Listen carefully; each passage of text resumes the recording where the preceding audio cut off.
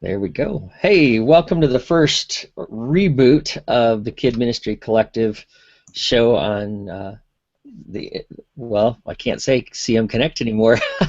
Boy, back into old habits. Google. Uh, Google Hangouts, here we go. And for those that will be watching this program, welcome. And this will be the first of hopefully many programs with the KMC group.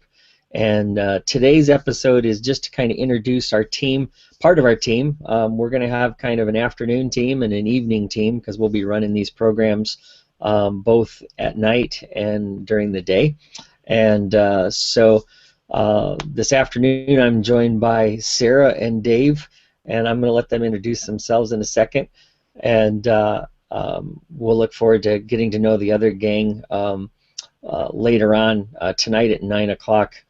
Is going to be the second show. So welcome back to the KMC program, guys. How you doing? I'm doing great. Thank you. Go ahead, Sarah. I just said I'm doing great. Like, this is awesome to have KMC back on the internet, higher technology here. Yes. Hopefully it will work better than our first part two, take two. But how you doing, Dave? Hey, I'm doing fine, thank you. I don't know if you could hear me here. I can't hear myself, but I could hear you guys. But yeah, it is exciting to be here, and yeah, and try something new here with a little video as opposed to just audio. Mm-hmm. Yeah, I'm looking forward to it. I think it'll be good. And it's nice and sunny here in Cleveland. Don't have a lot of snow, but a decent amount. Not like you East Coast people that got whacked with the nor'easter a few weeks ago. It's almost gone. It rained a lot, so it's almost gone now. Oh, okay, not bad. Dave, you got like 36 inches in that day, right? Yes, we did. So a lot of shoveling. I love the snow, and it's one of those times that I really get to know my neighbors because in our neighborhood, it seems like people go in their house and stay in their house. But when it snows so much, people come out and you get to know your neighbors because you're all shoveling together. Yeah, there you go. There you go. All right, well, let's get this party started. I thought it'd be good for each of you to kind of share a little bio of yourself and what you do. So we'll let ladies go first. So Sarah, tell us a little bit about your ministry, where you're at, that kind of thing.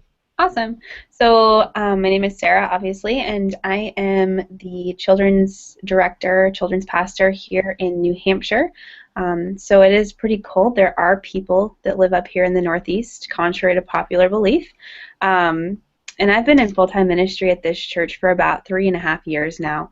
Full-time kids ministry for about 3.5 years now here. So I'm just developing a growing team, and we've got an awesome group of kids that I get to work with. I also we have a college here at the church. It's a ministry school called Master's Commission. So we have a lot of students around here that are very interested in kids ministry as well, and I'm able to work with them. So it's interesting because I have pretty much the whole gamut of ages, whether it's kids that I get to interact with on Sundays, or parents or volunteers. It's every single age that I get to work with, so it's pretty awesome. Fantastic, fantastic. All right, Dave, tell us about yourself. Oh, myself, let's see, I've been at this church for 12 years. I was at another church for 5.5 years. I am the children's pastor.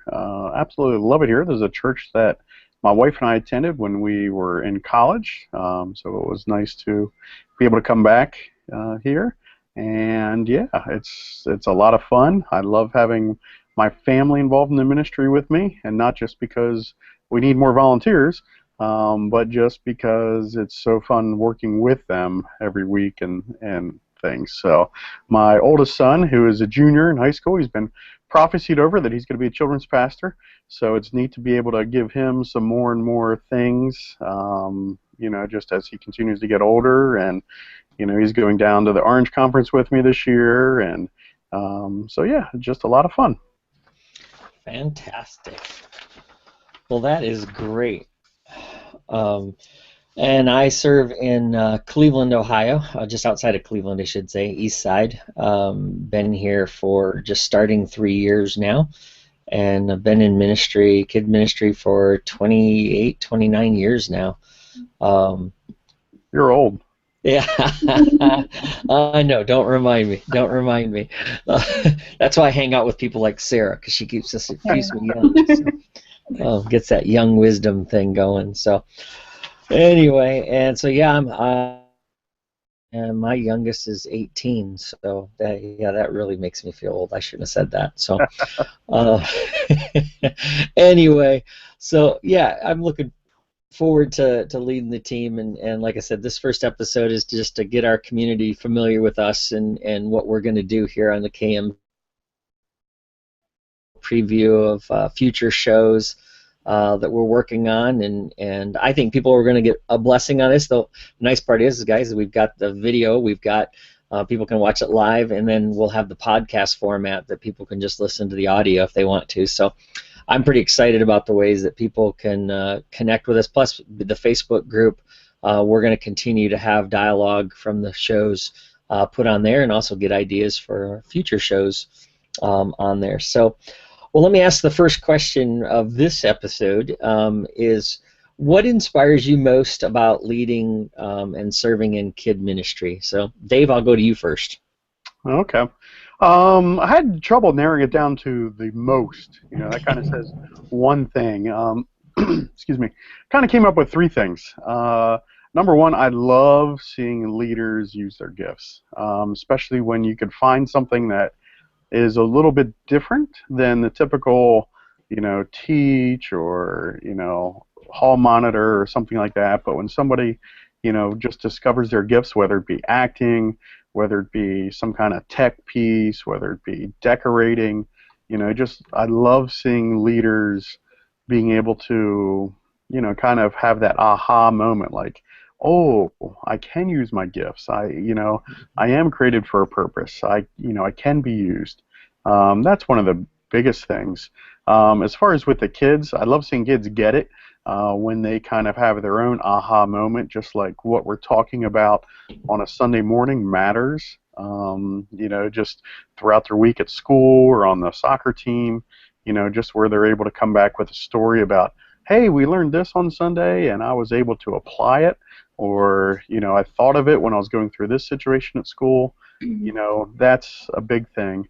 And then the third thing was just seeing the kids as they're in the middle school ministry, high school ministry, just seeing them continue to develop and just seeing how, what they learned, in children's ministry, how it just kind of carries on, and just how they're able to build upon the foundation and use those gifts that we help them discover in children's ministry, and be using it as they continue to get older in middle school and in high school and further on.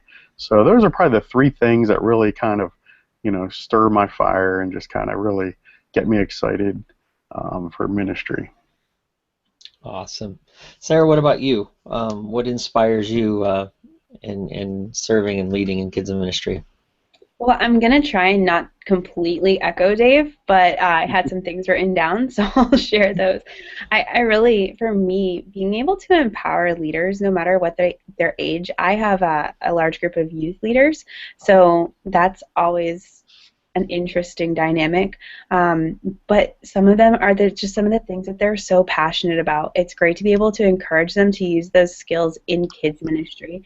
I've got some youth leaders that are great when it comes to worship. I have some that I mean, when it comes to special needs kids, they're my go-to. Like, they're my one-on-one people, and they're passionate about it.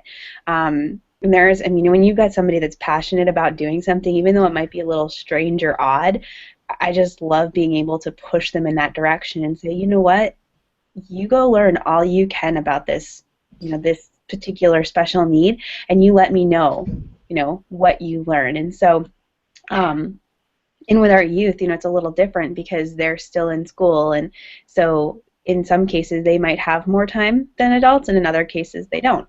So that always makes it interesting. That's really one of the big things. But then I just love it when kids get it. But when you, it's great to see that light bulb go on when they're in your actual ministry environment, but it's really cool to get those messages and notes from parents throughout the week. The last couple of weeks have been a little crazy for me around here, and so last week alone, I think I had maybe 3 or 4 different people just send me a quick message, and they were like, "Hey, I saw this picture we have a private Facebook group, and it's like, hey, I saw this picture you posted, and my little girl was right in the front with a Bible and a huge smile on her face," and that just blessed me as a parent, and or having those parents that trust you enough to call you during the week and say, "Hey, I'm really struggling with this right now. Could you pray? We have a lot that are going through a lot right now." So those are those moments that kind of push me forward as a leader and encourage me and tell me that I'm not completely crazy most days. Yeah, I love.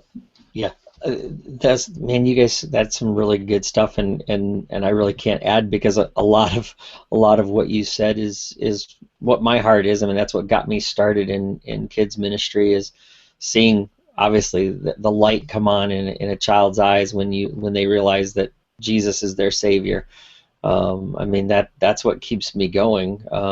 Somebody asked me recently, how is it that I stayed in ministry so long? And I said, well, it's because of my calling.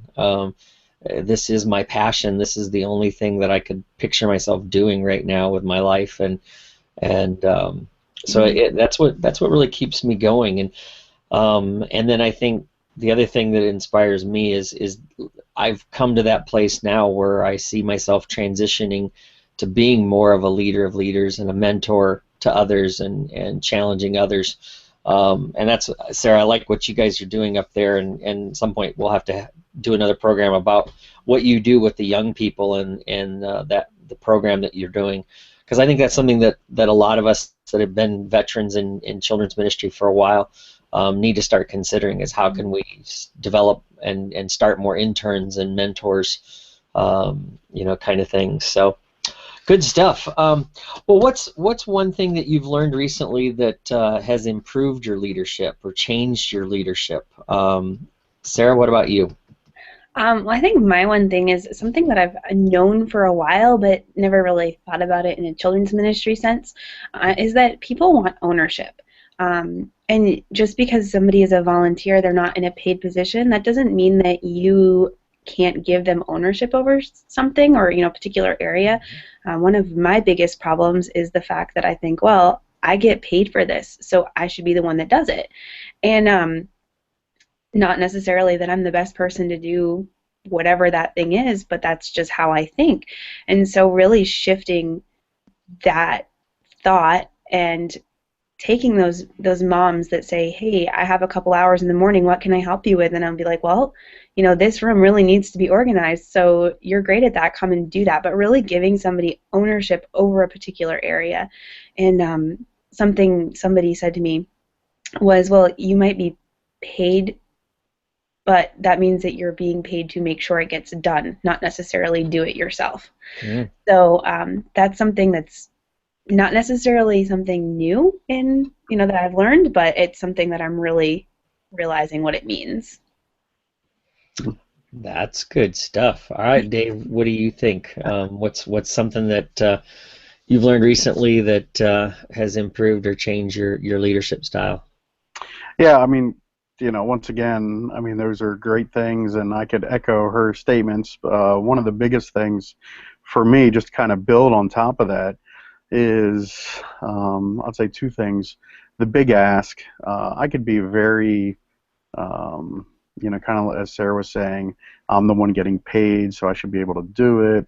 And yes, I could run the sound system on Sunday morning, and do the do the visuals on the computer screen and teach the lesson and do the jokes, but yet when I do all those things, I'm not letting other people use their gifts and building up a team.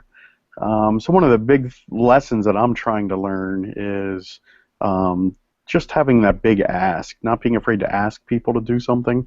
Sometimes for me personally, that's tough to do because I just I struggle with asking people to do something when I see that I can do it. I've got the ability to do it, but I need to ask to equip other people. So just communicating that need in a way that helps people buy in with ownership.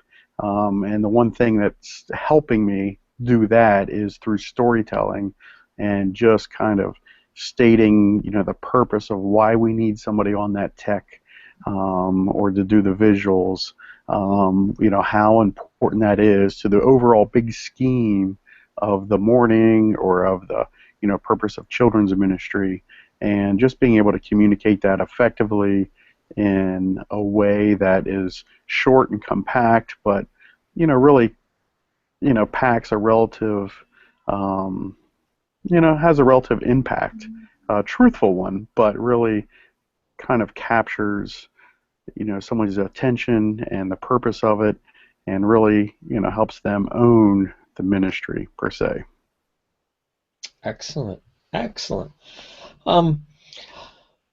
In fact, I think we could actually do another show. I'll have to write that down. That would be a good show topic. Is the whole idea of how do we learn to give things away? I know I've been a part of Infuse, and one of the things that Brother Jim shared with us was, you learn by experience, but you don't always have to learn from your own experiences. There's a lot of others out there that have experience that you can learn from, and so sometimes we need to go and look that different direction. I think one of the things I learned recently was about sometimes we need to change the filter of the way we look at things. That sometimes we get, what's the best way of saying it? Well, like recently there's a TV commercial about being nose blind to smells. You can walk into a place and you're so familiar with it, you don't smell anything different, but somebody else that walks into it goes, whoa, that's terrible. Well, it's kind of like that, we have, as leaders, sometimes have to change our filter of the way we look at things, the way we're doing things, and say, can it be done differently?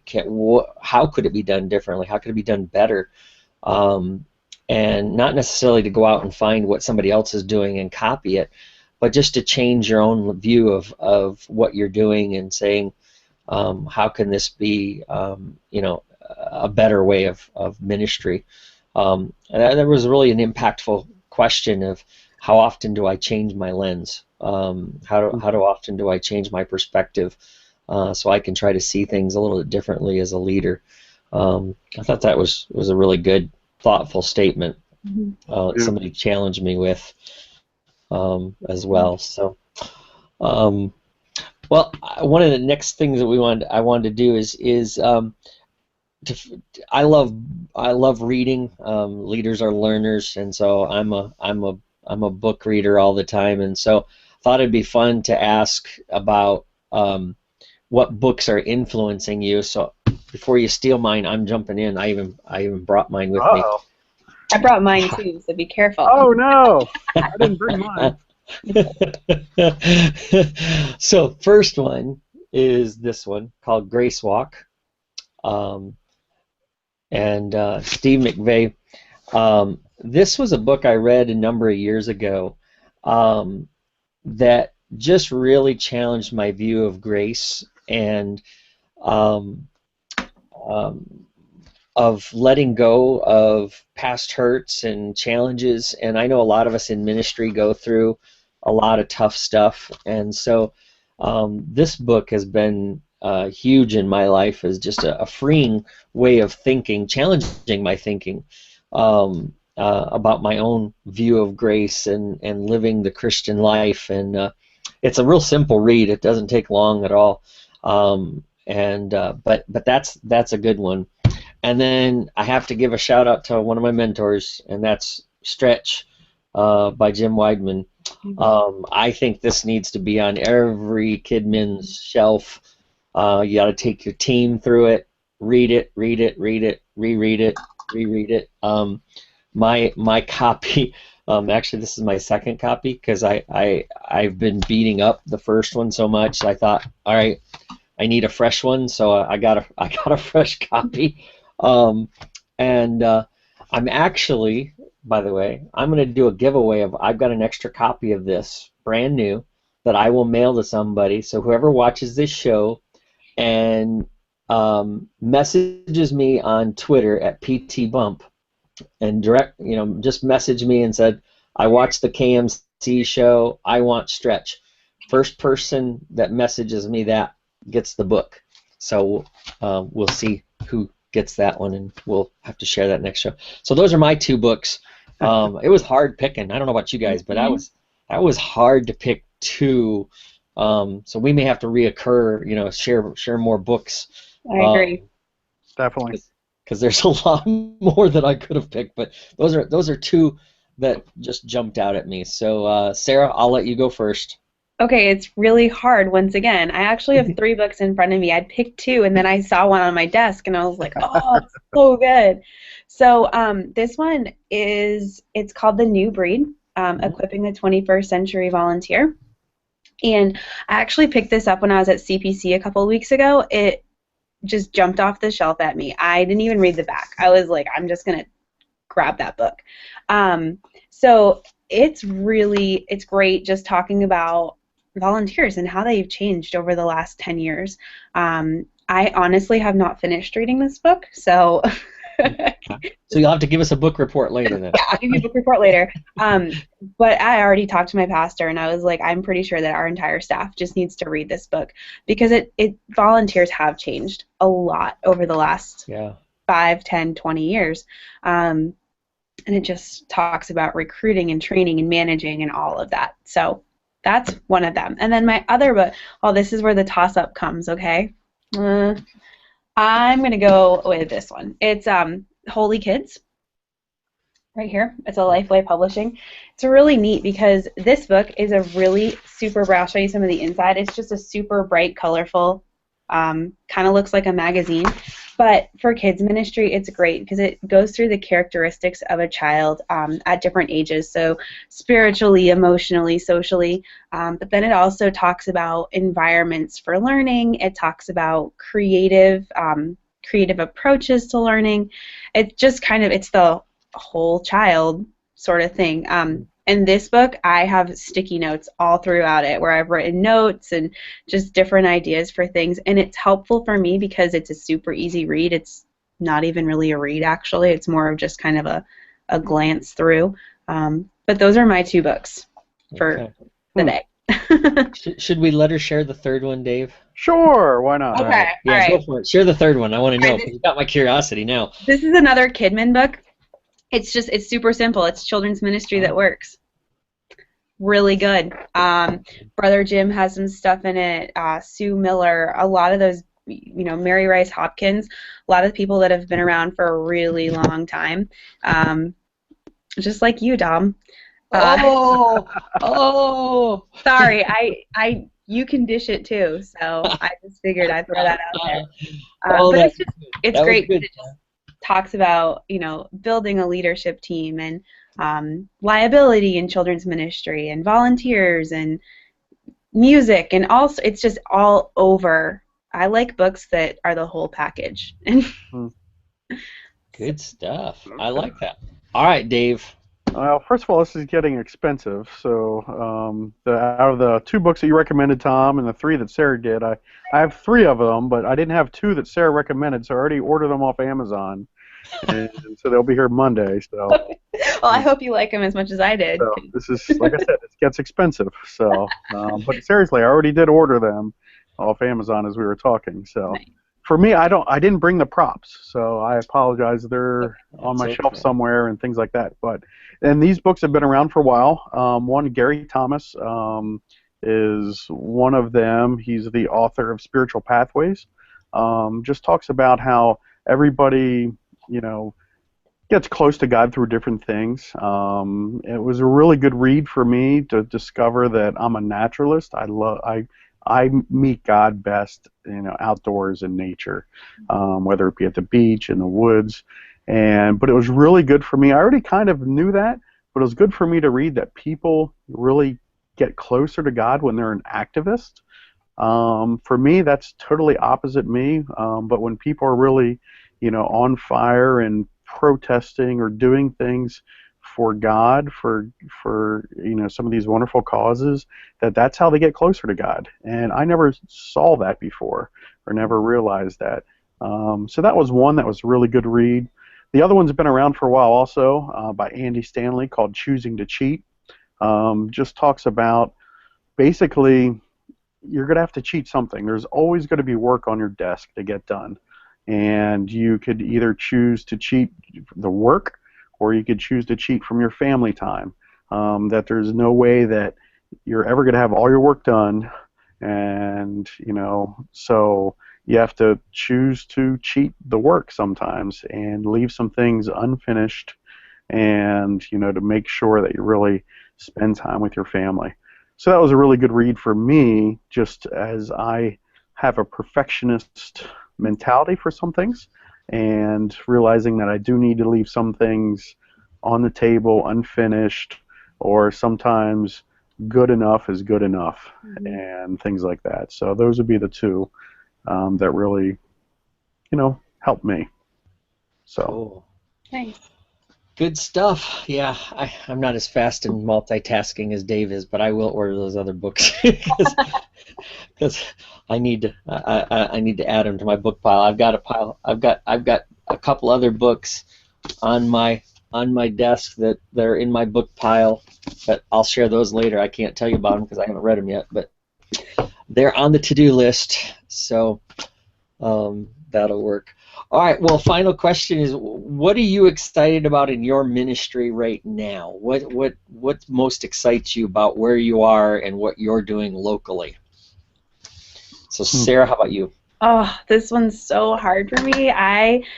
2016 is going to be a pretty exciting year for our kids ministry. For our church in general. But right now, first of all, we're in a pretty big kids ministry renovation. I'm getting new paint downstairs, like starting from the foyer all the way down. It is new paint, and I know you both understand just how exciting that really is. So I actually might post a couple of pictures in the KMC Facebook a little bit later, just some of our in-between pictures. So that's one of those exciting things for me. And also just with our ministry and our local ministry, getting a lot more involved with our team in the community is something that we're going to be working on. We have done some community outreaches, but I've strategically sort of changed some things up within our volunteers and our scheduling, that some of these people are going to be actually leading some outreaches in communities, so they're not just serving on Sunday morning. They're actually going to be planning and leading community outreaches.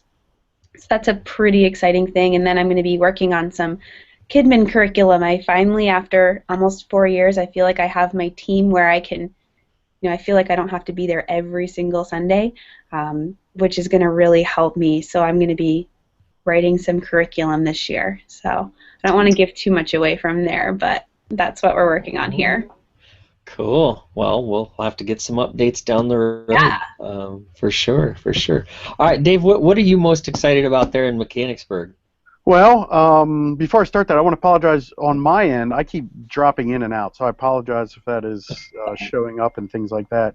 But for me, one of the things I'm most excited about, for years, I've been offering.